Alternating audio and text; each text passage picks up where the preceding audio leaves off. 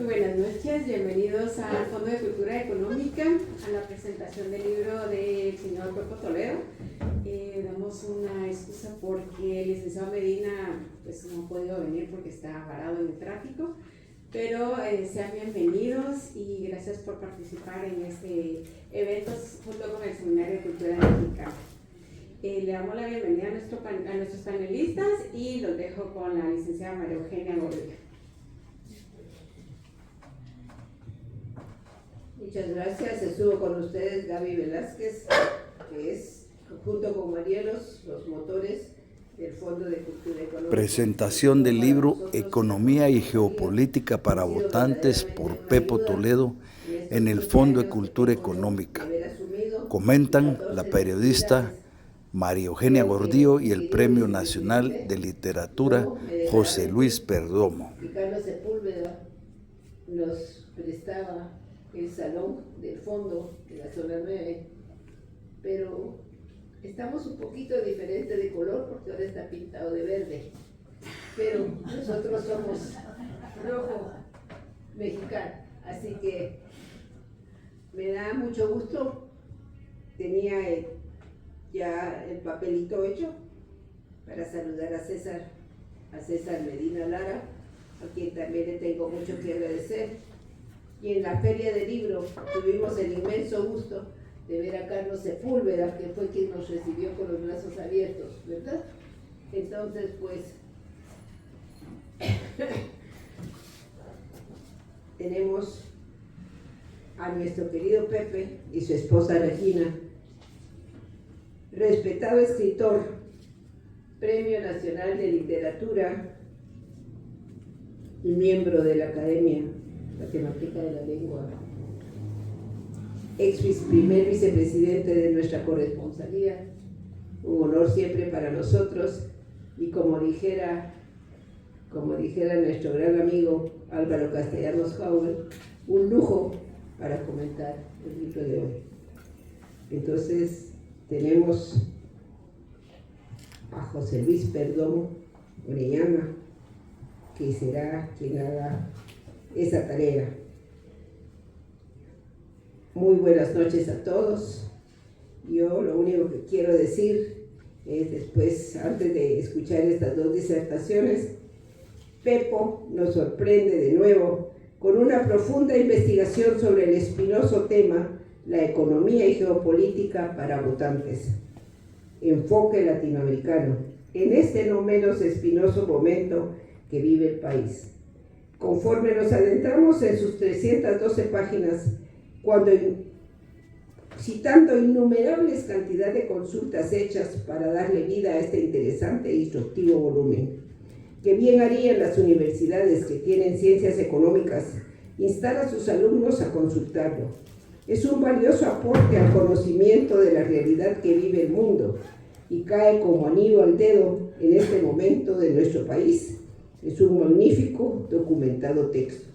Así aprenderemos o nos convenceremos en favor o en contra del populismo, socialismo, liberalismo, mercantilismo y un mal que está azotando en estos días como COVID, la palabra comunismo. ¿Habrá aún?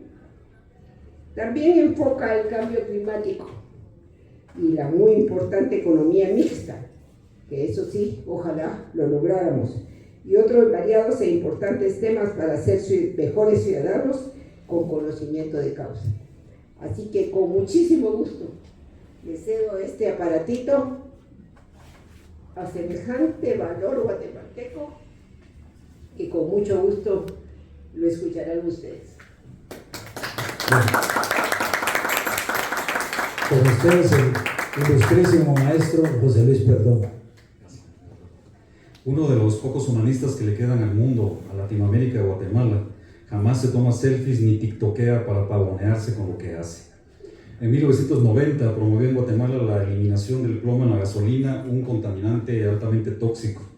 Gracias a este humanista, Guatemala es el primer país del mundo que quitó de golpe dicho plomo, mientras que los países industrializados lo hacían en procesos eternos de 10 o 15 años. Tan novedoso cambio llamó la atención mundial y recibió el apoyo del gobierno de Guatemala, por supuesto que no. Recibió el apoyo del gobierno suizo y trascendió al resto de América Central y Panamá.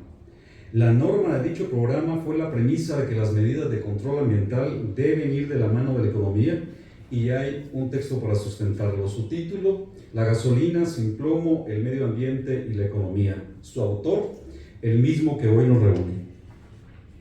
Este mismo humanista que sigue librando a diario sus batallas partisanas sin las alaracas de los pavorreales chachalacos que hoy todo lo resuelven a punta del más infecto narcisismo coloidal, en 1999 fue nombrado superintendente de telecomunicaciones en Guatemala y se topó con una escasez de teléfonos a raíz de sus precios tan altos. Después de una corta e intensa lucha, logró abrir el mercado al adjudicar numerosas frecuencias radioeléctricas en subastas transparentes y aplicó fuertes medidas en contra del operador dominante. La competencia se abrió y los precios cayeron. De tener 600,000 teléfonos, Guatemala pasó a tener más de 22 millones. El 10 de julio de 2005, en declaraciones al periódico Prensa Libre, personeros del Instituto Manhattan para el Desarrollo de las Políticas Públicas dijeron que Guatemala estaba mucho más avanzada que Estados Unidos en el desarrollo de las telecomunicaciones. Ajeno al sonambulismo colectivo que por estas fechas todo lo vuelve quemadera de cohetes e intercambiadera de regalos adquiridos a escondidas en City Dólar, este mismo humanista fue nombrado presidente de la Comisión Nacional de Energía Eléctrica. Y de nuevo, como si de una monstruosa rueda hamsteriana se tratara, encontró escasez y precios altos, pocas plantas de generación y una pobre red de transmisión y distribución, pues los voraces empresarios locales habían, como siempre, cooptado al regulador. La renovada batalla partisana fue grande y al final nuestro humanista logró abrir el mercado con un nuevo reglamento de la ley conocido como la Reforma del 2008, dio conectividad al subsector eléctrico y promovió una nueva red de carreteras eléctricas con anillos de ejes para acercar la oferta y la demanda. Gracias a las singulares batallas partisanas del humanista Pepo Toledo, Guatemala se convirtió en exportador de energía y la reforma atrajo 10,000 millones de dólares al país. Hizo subir 7% el PIB y generó 450,000 empleos. Guatemala se convirtió así en un modelo mundial en electricidad y todo se hizo sin gastar ni medio centavo del dinero de los contribuyentes. El historiador y ensayista canadiense John Ralston Saul, en un diccionario de agresivo sentido común, el mejor libro del año durante décadas en Canadá, creía que el trabajo del escritor es mostrar cómo funcionan las cosas y exponer este proceso en términos sencillos y comprensibles. Al otro extremo, en la acera del otro extremo del mal uso de la razón que ha llevado a la mayoría de estudiosos al uso de un complejo, bellaco e impenetrable dialecto de especialistas. A la altura de la página 188 de su libro, también conocido como Diccionario del que duda, Ralston Saul enfatiza que el humanismo es una exaltación de la dignidad del ser humano como una expresión de modestia, no de jactancia ni de vanidad. Esta es la esencia del humanismo según Ralston Saul, y esta es la esencia que desde un enfoque latinoamericano se mueve en economía y geopolítica para votantes de Pepo Toledo. Con palabras claras, al otro extremo de los dialectos ilegibles de los hiperespecialistas, acompañado por Petrarca y Ralston Saul, en apenas 338 páginas, Pepo pasa revista, entre otros temas, al índice de la caca, a ver si al rato nos decide qué se trata de eso, al espermagedón, a la revolución industrial digital, al descontento, a la migración y a una paráfrasis que nos indica: son los privilegios estúpidos. Quienes ingresen a las páginas de Economía y Geopolítica para votantes enfoque latinoamericano y pernocten en su atmósfera pepotolediana, saldrán de sus páginas sabiendo, por ejemplo, las siguientes líneas que Pepo comparte desde la ética de su experiencia, el equilibrio de su creatividad portentosa y su memoria. Páginas 193, 197 y 250. Joe Biden, si esa gente no pronuncia bien nuestros apellidos, ¿por qué vamos a pronunciar bien los apellidos de ellos? Joe Biden hizo que Estados Unidos perdiera su músculo político, financiero y energético. Político, con la vergonzosa salida de Afganistán. Financiero, con el mal manejo de la pandemia, provocando la más alta inflación en la historia de su país. Energético, forzando aceleradamente la parte ambiental de la Agenda 2030. Putin, formado en la KGB, quizás pensó que esta oportunidad no se volvería a dar, y más en pleno invierno, e invadió Ucrania. Una guerra mundial es un conflicto bélico a gran escala que cuenta con la participación de países de diversos continentes. La guerra Rusia-Ucrania, nos dice Pepo Toledo, es la tercera guerra mundial. Involucra a Rusia, Ucrania y los miembros de la OTAN. La única diferencia que hay con las guerras mundiales anteriores es que esta se está librando en un solo país, en este caso Ucrania, por lo pronto. Estados Unidos, aliado con Arabia Saudita, lideró todas las intervenciones militares en varios países con el objetivo de acabar con la influencia soviética en ellos y eventualmente ultimar a Rusia. Adicionalmente, aprovechar el petróleo y demás recursos naturales, dominar las rutas comerciales y establecer bases militares. A cambio, dejaron estos países antes estables en manos de grupos terroristas wahabistas, yihadistas islámicos. En otras palabras, se aliaron con el diablo. De esto se dieron cuenta aquel 11 de septiembre. En el proceso, crearon un monstruo, el wahabismo. Este es el peligro inmediato más grande que afronta el mundo y muy pocos lo identifican o le ponen la suficiente atención. Tal parece que Biden está empeñado en provocar un holocausto nuclear. Sus recientes acciones colocan esta teoría apocalíptica como la que tiene más probabilidades de acontecer en el corto plazo. Página 231. En cuanto a remedios que salen peores que la enfermedad que pretenden curar, cada vegano es una pequeña vaca que contamina como tal. En números redondos, el peso promedio de un bovino a ser sacrificado es de aproximadamente 500 kilogramos. El peso promedio de los adultos en el planeta es de 62 kilos. De manera que 8 veganos pesan lo mismo que un bovino. La población mundial es de casi 8.000 millones de habitantes. Sorpresa. Si se eliminasen las vacas y todas las personas se volviesen veganos, contaminarían lo mismo que 1.000 millones de bovinos. Medidas estrafalarias como estas se están queriendo implementar para acabar con la producción de carne bovina y leche. Solamente son, en cualquier caso, una cortina de humo para ocultar los verdaderos intereses de la Agenda 2030. Página 287. El filósofo alemán Sloterdijk, en su libro Ira y Tiempo, se refiere a sociedades presas de las fuerzas timóticas como un conjunto anímico dominado por la ira, un complejo psicopolítico donde coexisten el orgullo, la necesidad de autoafirmación y el resentimiento.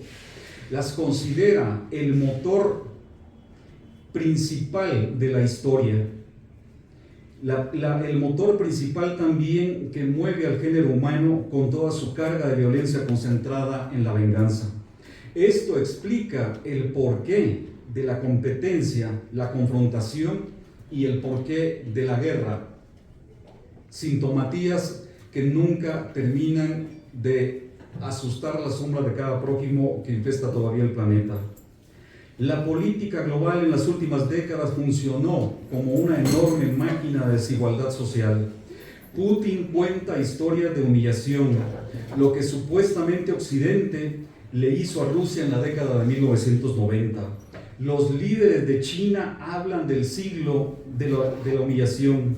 Se quejan de la forma en que los arrogantes occidentales intentan imponer sus valores a los demás, estimulando el espectro de las fuerzas timóticas. Páginas 301, 302 y otras que están al final del libro. Son los privilegios, estúpido. La mayor amenaza a la libertad, igualdad y eventualmente a la democracia son los privilegios. Privilegio es lo que se le quita a uno para darle a otro. Los privilegios son acciones ilegítimas permitidas por la ley, son corrupción legalizada. Los privilegios se oponen a la meritocracia, la cual se da en sociedades donde el poder lo ejercen las personas más capaces y con más méritos para hacerlo. Sin embargo, la corrupción y los privilegios pueden echar a perder una estructura por buena que sea. La honradez no es una estructura económica, es una cualidad, pero también puede ser quebrada, y en Guatemala está siendo quebrada permanentemente. Páginas 303 y 302. Los políticos han provocado una crisis económica y una crisis social.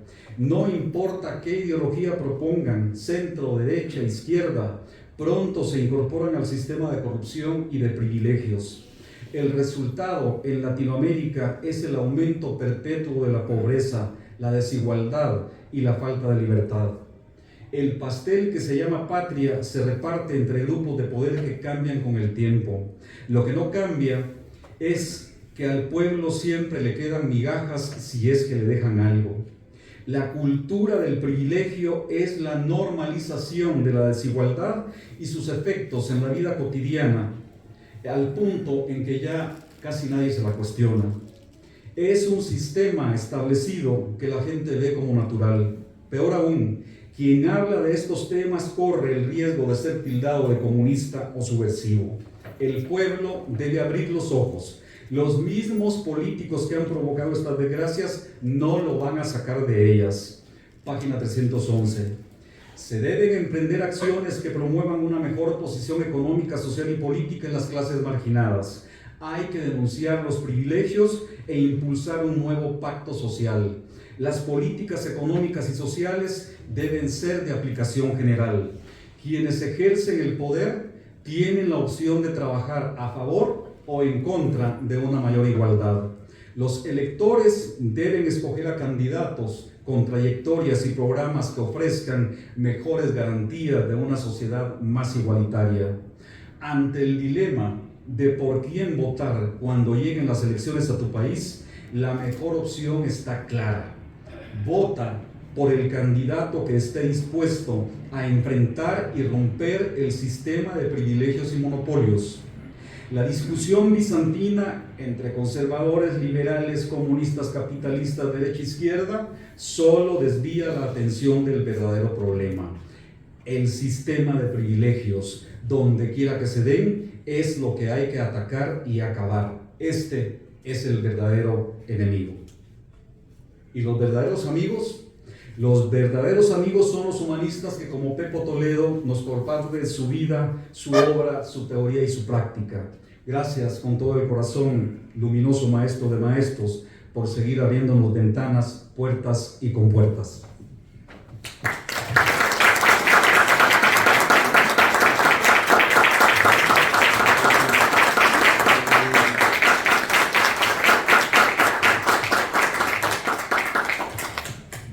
Muchas gracias a la insigne periodista María Eugenia Gordillo y al ilustre maestro José Luis Perdomo por sus palabras, y le damos la bienvenida a nuestro querido amigo César Medina Lara, que se incorpora a esta actividad, víctima del tráfico. Lástima que siguió quedando el mismo alcalde que siguió quedando, pero bueno, tendremos que tener 4 años más de paciencia para solucionar esos problemas. Pues efectivamente, José Luis, siempre tan incisivo, siempre pone los puntos sobre las sillas y escogió pasajes de este libro, pues que así lo son y eso denotan, pero a nivel macro, este libro está escrito en un lenguaje, como lo dijo José Luis, sencillo, y pretende educar al votante, ¿verdad?, en temas de economía y geopolítica, para que a la hora de ejercer su voto, pues haga una decisión inteligente y no emocional, como normalmente se hace. Y este término de discusión bizantina, porque ya acotó José Luis Perdomo, pues nace en el siglo XV, porque los bizantinos se encerraron en un cónclave a discutir el sexo de los ángeles y no se dieron cuenta que afuera estaban los otomanos listos para sitiar y tomar la ciudad. Y entonces este término se ha vuelto sinónimo de discusión inútil, que son todas esas discusiones en que nos tienen enfrascados en los chats a los guatemaltecos, con toda clase de comentarios inútiles, sin ningún fundamento, sin ningún conocimiento, sin ninguna educación y cargados de sentimientos timóticos, como dijo José Luis. Y entonces es precisamente, tratamos de aportar un poco de luz en este tema para que podamos ser votadores inteligentes. El mercantilismo, que es sinónimo de egoísmo, pues es un conjunto de ideas económicas que nace en el siglo XVI y se difunde por Europa, y es la primera teoría económica que propone privilegios y da lugar a monopolios, mano de obra barata, explotar a la gente para ser más competitivos, ¿verdad? Y luego lograr superávits comerciales. ¿Les suena conocido eso? Bueno, pues en teoría el mercantilismo desapareció a mediados del siglo XIX, pero está presente contaminando todas las teorías económicas e ideologías al día de hoy. Y en la práctica es difícil encontrar sistemas económicos puros. Los gobiernos siempre han ejercido algún tipo de control sobre las actividades económicas y siempre han tenido un límite para hacerlo, en forma absoluta. La gran mayoría de economías en la historia ha sido mixta. Entonces, ¿por qué tanta discusión? En Estados Unidos, la aplicación de las teorías económicas keynesianas tras la Segunda Guerra Mundial creó el concepto de estado de bienestar orientado hacia la clase media. Y precisamente la base del poder que adquirió Estados Unidos fue su poderosa clase media, que lo convirtió en el mayor consumidor global de bienes y servicios. En Europa, pues el estado de bienestar produjo, no sin retos, no sin dificultades, una economía pujante con conceptos de cooperación, estabilidad, orden, armonía y paz, y lo más importante, crecimiento sostenible. China ya entendió ese concepto y después de crecer como una economía exportadora, basada en mano de obra barata con horarios extenuantes, cambió su enfoque a promover clase media y hoy tiene 400 millones de personas, la mayor clase media en el globo terráqueo. Tras la caída del comunismo en 1991, la Unión Soviética se volvió capitalista, pero parece que no nos dimos cuenta, parece que no lo leímos en ningún lado. Las posturas económicas en ese entonces, ¿ya?, se dividieron derecha, liberal y los de derecha que tienden a izquierda, como keynesianos y socialdemócratas. Bien, ya nadie pensaba en comunismo, pero ahí seguimos pensando en comunismo. Pero para poner la tapa al pomo, en 1992 en China, Deng Xiaoping adoptó el sistema de economía social de mercado, un país tradicionalmente comunista, el único grande que quedaba, y dijo así, mire, palabras muy sabias: dejemos de preguntarnos si lo que hacemos es socialista o capitalista. Lo importante es crear riqueza. Y las reformas que hizo llevaron a China a un crecimiento económico excepcional. Por el otro lado, la quiebra de Lehman Brothers en 2008 fue emblemática. Se percibió como el derrumbe del orden mundial liberal, aunque le duela a muchos. Se perdió la fe en el neoliberalismo y la desregulación de mercados como la mejor forma de alcanzar la prosperidad. A pesar de eso, nadie regula los mercados y se siguen robando cíclicamente los ahorros del mundo, especialmente de los pensionados. La globalización y libre comercio promovidos por Estados Unidos siempre estuvieron contaminados desde un inicio con malas prácticas. Los tratados de libre comercio se convirtieron en una repartición de privilegios Y la globalización, sí, aumentó los ingresos globales, pero también aumentó la desigualdad. Mientras Estados Unidos vuelve al proteccionismo, a la política industrial para que sus industrias locales produzcan bienes y servicios que están siendo importados, China toma el camino opuesto y se convierte en el nuevo líder de la globalización con la nueva ruta de la seda en el Pacífico. Pero ojo, se basa en criterios de libre mercado, donde todos se benefician sin privilegios. Es de carácter inclusivo. Taiwán puede participar, cualquier país. China se impuso ya como el principal socio comercial de la mayoría de países del mundo. Respeto mucho a los grandes teóricos del liberalismo, por no decir las vacas sagradas, y sin embargo a mí me ha tocado estar del lado de la práctica, y ya lo mencionó José Luis en su introducción, su locución, y pues me tocó abrir en 1999 el mercado de telecomunicaciones y en 2007 hacer lo que se llamó la reforma del 2008 en electricidad. Grandes batallas donde lo primero que aprendí es que el negocio de los privados y gobiernos corruptos es crear escasez para hacer subir los precios, como mencionó José Luis, con los teléfonos y la electricidad.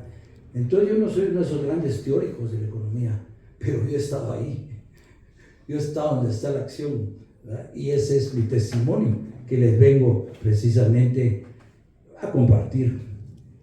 En cada batalla siempre hay una élite de empresarios que se opone a que el mercado sea abierto, pero al abrirlo la economía crece tanto que beneficia a innumerables empresarios, los empresarios que realmente aportan al país, no esa élite que precisamente frena su desarrollo, pero sobre todo se beneficia el pueblo. Y no basta con promulgar una ley de mercado, porque estos teóricos dicen, bueno, ya está la ley, y si el mercado pues se forma un monopolio naturalmente hay que respetarlo. Válgame Dios, dije yo, pues esa fue la otra cosa que fue a aprender. Pues si con promulgar una ley bastara, pues hagamos un decreto para que se prohíba la pobreza, y al día siguiente no habría pobres, así sería fácil todo, ¿verdad? Pero así son esos razonamientos, es una lógica irrefutable que siguen, ¿verdad? Pero lo que sí aprendí es que para que exista un mercado libre se necesita una autoridad fuerte que lo mantenga libre de privilegios y libre de monopolios. Hay que regular para desregular. Y esto le revolvería el estómago a estos teóricos cuando oyen la palabra regular. Pero es regular para abrir mercado. El liberalismo nunca ha funcionado porque no existe, es una utopía. Quien dio el ejemplo fue Henry Ford hace 100 años de cómo solucionar este dilema. Con su cadena de montaje redujo los costos, sus empleados ganaron mucho más, pero no en forma paternalista, ¿verdad? Porque eso no hubiera llevado a ningún lado, sino que los hizo participar de la riqueza que estaban creando, tampoco al estilo Marx, al estilo Henry Ford, y dio grandes resultados porque convirtió a los empleados en compradores de los autos que él estaba fabricando. Un círculo virtuoso. La cadena de montaje hace bajar el precio del auto, subir los salarios de sus trabajadores y se encuentran y pueden comprar su producto. Lo que antes llevaba años de salario pasó a llevar meses. Más clase media, más consumo y menos pobreza. Esa es la solución. Ya está hace más de 100 años, pero no la vemos. Las ganancias a corto plazo deben ser sustituidas por ganancias sostenibles a largo plazo. Y esta es la respuesta a lo que el papado llamó el capitalismo salvaje. Y esta es la solución para el sistema económico mundial. Porque está bien criticar, pero hay que proponer soluciones. En Latinoamérica el régimen de privilegios que predomina lo heredamos de la colonización española. Y con la independencia solamente cambiaron de manos de unos grupos de poder a otros. El pueblo ni siquiera se enteró y las desigualdades se mantuvieron, no cambió nada. Los políticos Hoy, no importa qué ideología propongan, pronto se incorporan al sistema de corrupción y privilegios. Bueno, estamos viendo con uno de los candidatos ahora, ¿verdad?, que frena el desarrollo de las naciones. Pocas empresas, muchas ganancias, sube el costo de los productos, sube el costo de la canasta básica. Los empresarios proteccionistas buscan a sus clientes en el exterior, la mayoría en Estados Unidos, en lugar de propiciar la formación de clase media que compre sus productos en su propio país al estilo Henry Ford. Y a falta de oportunidades, pues los trabajadores se van también a Estados Unidos. Todos buscan su bienestar en Estados Unidos, los empresarios y los trabajadores. Somos un país fallido.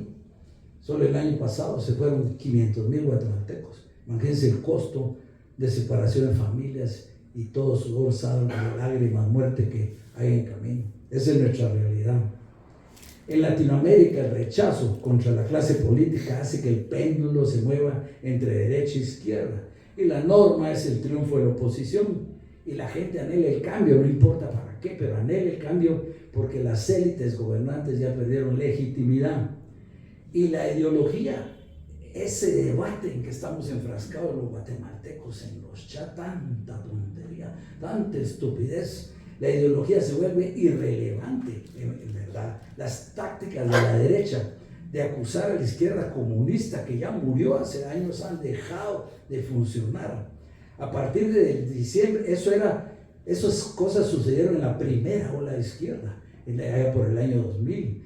Ahí hubo comunismo, ahí hubo nacionalizaciones, ahí hubo expropiaciones, tenían plata producto de las privatizaciones, no las supieron aprovechar.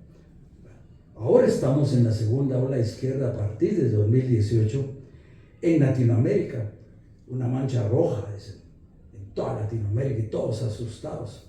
Pero la fragmentación de partidos, ahora tenemos 20, 30 candidatos, ha hecho que candidatos con bajo porcentaje de votos y sin control de Congreso pasen a segunda vuelta. Y esa ha sido la constante en toda Latinoamérica, excepto en México. Entonces llegan al poder con 12, 15% de votos. Entonces no tienen representatividad del pueblo y menos poder en Congreso, ¿verdad? Entonces, y luego llegan al poder en sociedades profundamente divididas. Incluso Estados Unidos está profundamente dividido hoy y no pueden oponerse a las reglas de los mercados globales y mucho menos realizar cambios estructurales, aún como es el caso de México, no pueden hacerlo. López Obrador pues potrica contra Estados Unidos, pero no se puede mover de ahí porque casi todo su comercio está pues dirigido a Estados Unidos. La nueva izquierda progresista pues está más orientada a centro izquierda, más responsable frente al mercado, no pueden hacer otra cosa, ¿verdad? Este tema de la fuga de capitales, las expropiaciones, las nacionalizaciones y otros fantasmas han resultado ser infundadas, han resultado ser paja. Con Rusia capitalista, China liberalista y Estados Unidos proteccionista, la discusión bizantina entre derecha e izquierda es absurda. Estamos metidos en una discusión totalmente absurda. Solamente nos desvía la atención de los electores del verdadero problema: la corrupción, como dijo José Luis, y los privilegios que son corrupción legalizada. Por eso nadie los persigue. Y por eso, pues hay que abrir los ojos. ¿Por quién vas a votar? Lo primero es por quien vaya contra el sistema. ¿Qué sistema? El sistema de corrupción y privilegio. Bien, también hay que buscar candidatos con trayectorias y programas que ofrezcan las mejores garantías para instaurar el estado de bienestar. Porque en los RADES no es una estructura económica. Entonces hay que darle estructura. Entonces necesita, sí, un comercio libre, pero con responsabilidad social, más igualitario, con conceptos de cooperación, estabilidad, orden, armonía y paz. Eso es lo que viene cuando tenemos el estado de bienestar. Un candidato que entienda que ningún partido hoy es representativo ni de mayoría de la población. Un candidato que sepa negociar, que sepa dialogar, que sepa solucionar conflictos y sobre todo que nos lleve a hacer un nuevo pacto social, que es lo que necesita Guatemala y todos los países de Latinoamérica. Pero sobre todo hay que ver entre 4 años. Necesitamos ver qué candidato es el que más nos garantice dentro de 4 años que vamos a tener elecciones libres. Piénsenlo y analícenlo.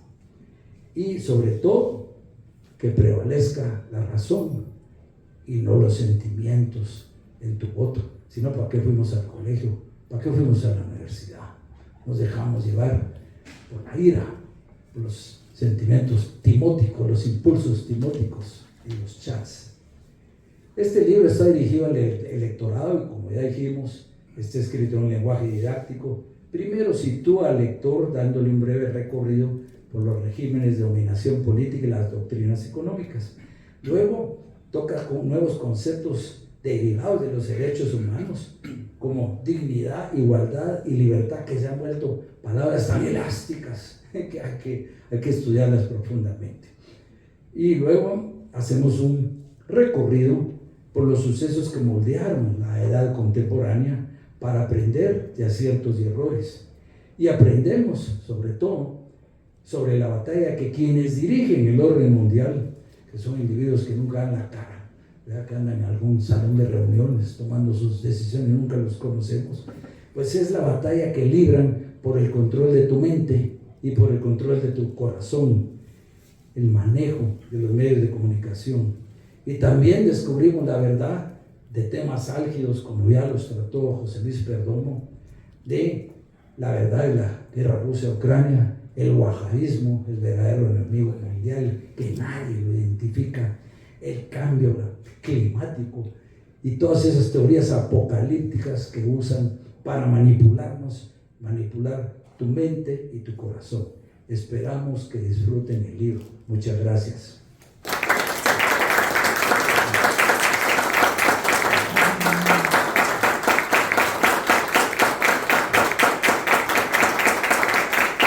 Este libro está disponible en librerías Sofos, Piedra Santa y Fondo de Cultura Económica.